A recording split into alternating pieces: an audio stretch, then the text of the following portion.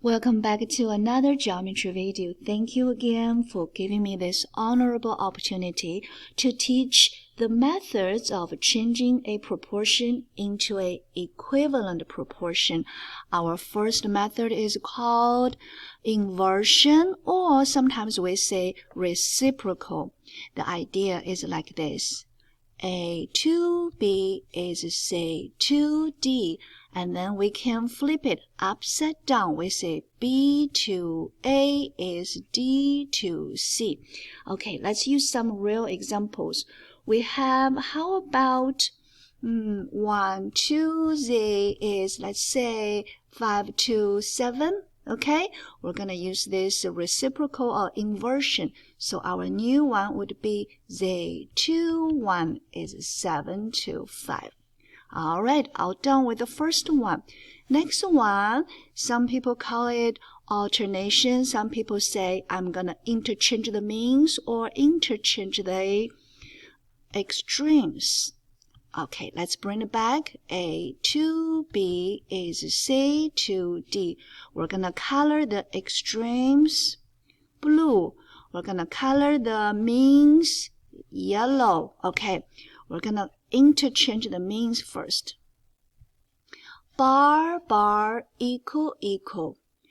Keep the A, keep the D. We're going to interchange the means. Okay, all right, let's use Z to 1 is, how about 5 to 4? And we're going to interchange the mean. So interchange this part. Therefore, our new guy going to be Z to 5 is 1 to 4. All right, we interchange the means. This time, we're going to interchange the extremes. So we're going to interchange extreme. Okay, so our new one gonna be, let's write down this generalized.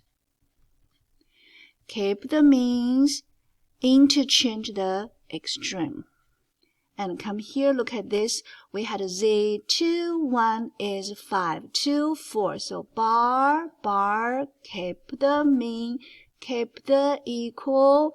Then we're gonna interchange extreme. 4 to 1 is 5 to Z. All right, we complete another one. Next method, called addition, we can add the denominator to its numerator. So we start with A to B is C to D.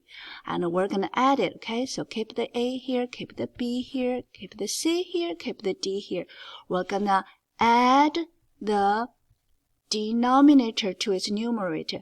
Add the denominator to its numerator. All right, let's use our example. And let's say, how about 1 to Z is 5 to 4, okay? Now, our new one gonna be 1 plus Z to Z is 5 plus 4 to 4. Okay, all right, that's addition. If you know addition, next one is a subtraction. This time, we're going to subtract the denominator, okay? So I'm going to change it from A to B is C to D. Talk about subtraction. We simply subtracted. And we simply subtracted. Now, we're done. Okay, put a check mark here. Be proud of yourself. You just completed the methods of changing proportion into equivalent proportion. Happy learning.